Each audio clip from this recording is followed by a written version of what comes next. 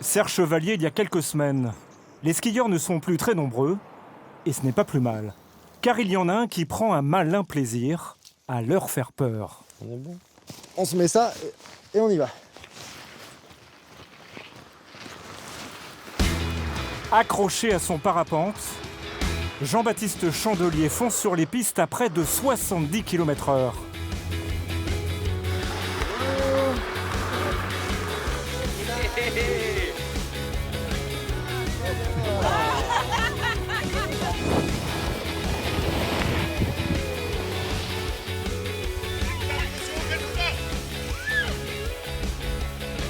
Et ici, il est connu comme le loup blanc. Andy, c'est Chandelier ça, je vais aller dire bonjour.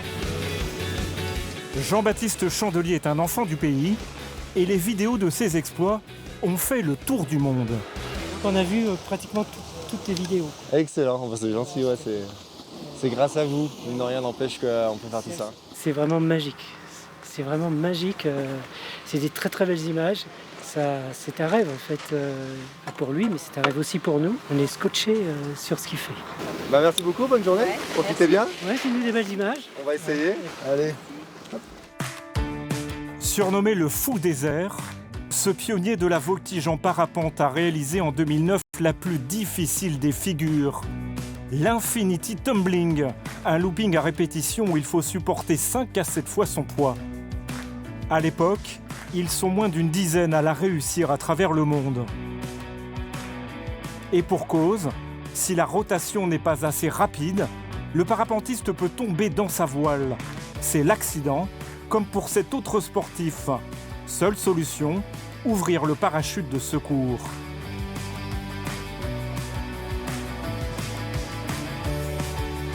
Depuis, Jean-Baptiste continue d'enchaîner les prouesses comme ici au Danemark, où il effleure le sommet d'un phare quasiment en vol stationnaire. Et dans quelques jours, il va à nouveau tenter une première mondiale, complètement folle. Premier repérage à Briançon dans les Hautes-Alpes, On va aller voir par là, je crois que c'est à droite. Ouais, juste là. accompagné de Guillaume, son caméraman. Tu vois, pour être De safe, là. ouais. Et là, moi, ma voile, elle fait 8 mètres de large.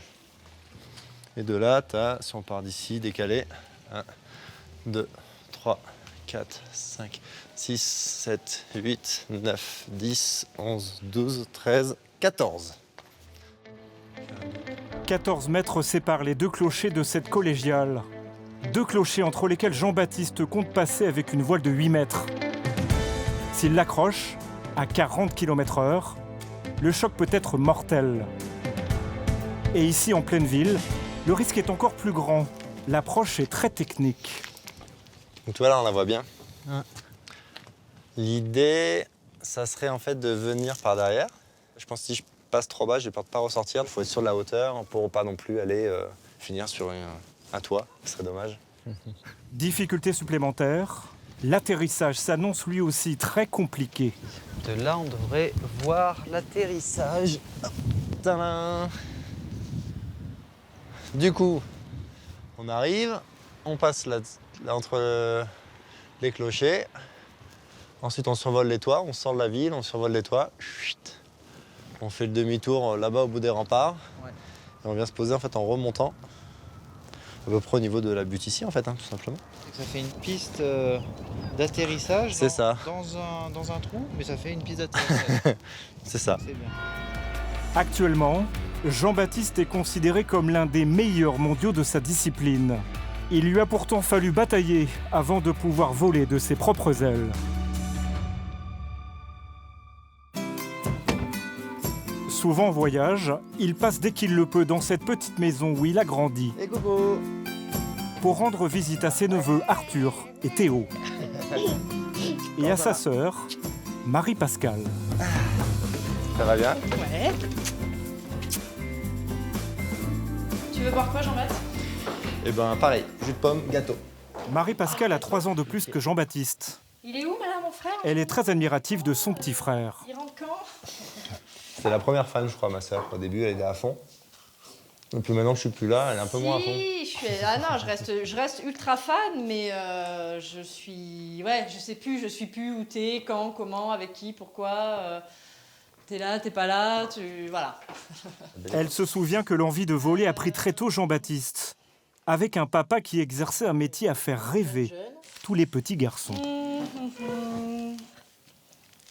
Ah, là. Donc là, c'était au poste de secours en montagne, là, dans l'hélico de mon père. Le père de Jean-Baptiste et Marie-Pascale était pilote d'hélicoptère dans la gendarmerie, où il était chargé des secours en montagne. À 7 Vers ans, 7 ans, c'est ça. C'est vrai qu'on y a joué dans ces hélicos. Le fait de voler, tout ça, c'est quelque chose qui je passe vers 8 ans ou 10 ans, ça a commencé à me prendre de ça, vraiment l'envie de voler. Je pense que j'avais ce modèle un petit peu du père parfait qui est pilote d'hélicoptère, qui aime faire du ski, tout ça. Et du coup, on veut toujours ressembler un petit peu à un modèle. Et du coup, je rêvais d'être pilote d'hélicoptère comme mon père, mais vu que j'avais des problèmes de vue, je savais que c'était pas possible, par le biais de l'armée et tout ça, d'être sélectionné. En fait, il m'aurait sorti direct. Je me suis lancé dans le parapente en disant, voilà, ce sera pas l'hélicoptère, mais ça sera quelque chose qui vole. Mais alors qu'il n'a que 12 ans, Jean-Baptiste perd brutalement son héros. Lors d'une opération de sauvetage en montagne, son père décède dans un crash. Quelques années plus tard, Jean-Baptiste veut se mettre au parapente. Mais sa mère, encore traumatisée par la mort de son mari, lui interdit de voler. Et finalement, c'est un nouveau drame qui, paradoxalement, va lui permettre de réaliser son rêve. On a perdu notre mère. Toi, moi, j'avais 18 ans. Donc, du coup, j'ai commencé le parapente dans la foulée. J'ai prévu de le faire quoi qu'il arrive. Puisqu'il n'a plus aucune pression familiale, c'est dans les airs que Jean-Baptiste va se changer les idées. Après quelques années consacrées à la voltige, il cherche une nouvelle manière de pratiquer le parapente.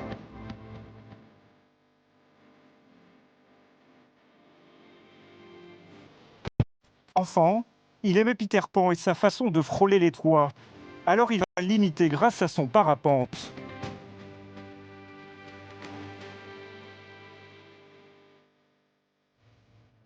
Et il n'hésite pas à prendre de grands risques en s'approchant au plus près des immeubles.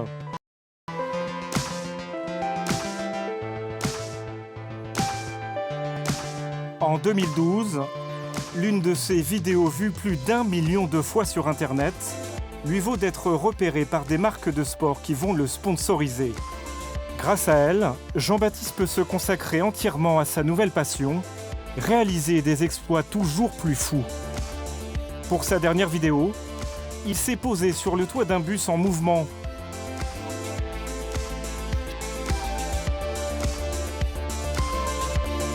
Et il a frôlé les piscines de l'île de Santorin en Grèce.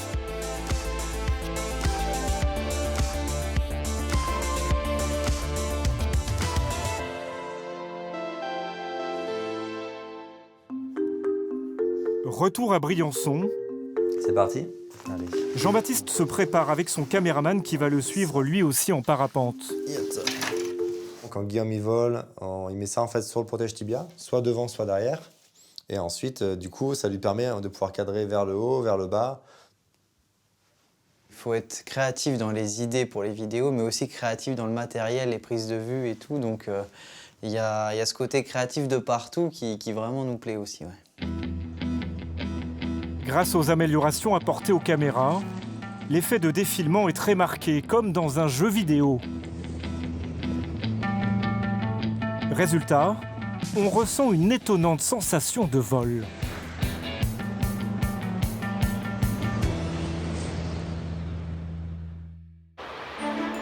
Cette fois, c'est le jour J. Le soleil se lève à peine sur Embrun, une petite ville des Hautes-Alpes. Jean-Baptiste est déjà debout. C'est aujourd'hui qu'il va tenter sa grande première mondiale, passer entre les deux tours de la collégiale de Briançon. Donc là, je check un petit peu la météo. Mais un élément pourrait bien tout remettre en cause. Le vol.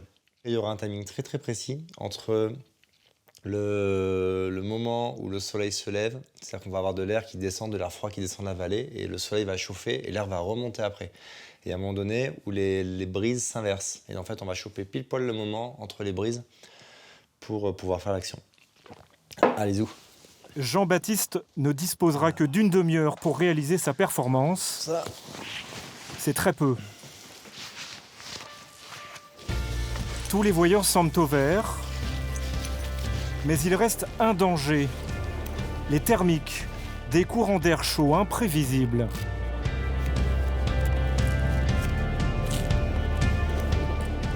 J'ai toujours peur un petit peu qu'il y ait un peu du thermique, ou c'est de se dire est-ce qu'on va pas avoir une trajectoire qui est trop un petit peu je monte, je descends, je monte, je descends. Donc ça on le verra que en l'air. Si jamais on peut avoir une trajectoire vraiment lisse, un peu comme sur un lac sans vagues, là à ce moment-là on décidera de faire l'action. Donc du coup en fait la prise de décision va vraiment être en l'air.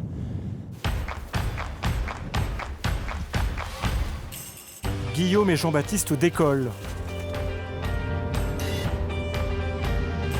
En quelques minutes seulement, ils rejoignent Briançon, 1200 mètres plus bas. À l'approche de la ville, toutes les conditions sont réunies. Jean-Baptiste prend la décision de tenter le passage. Il se positionne dans l'axe pour avoir une trajectoire idéale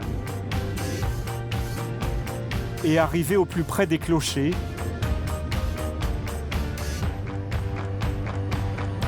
Jean-Baptiste s'élance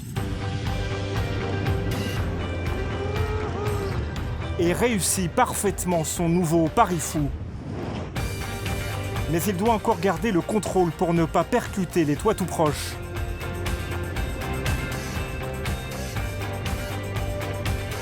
Et dernière difficulté, un virage très serré pour atterrir au beau milieu des remparts.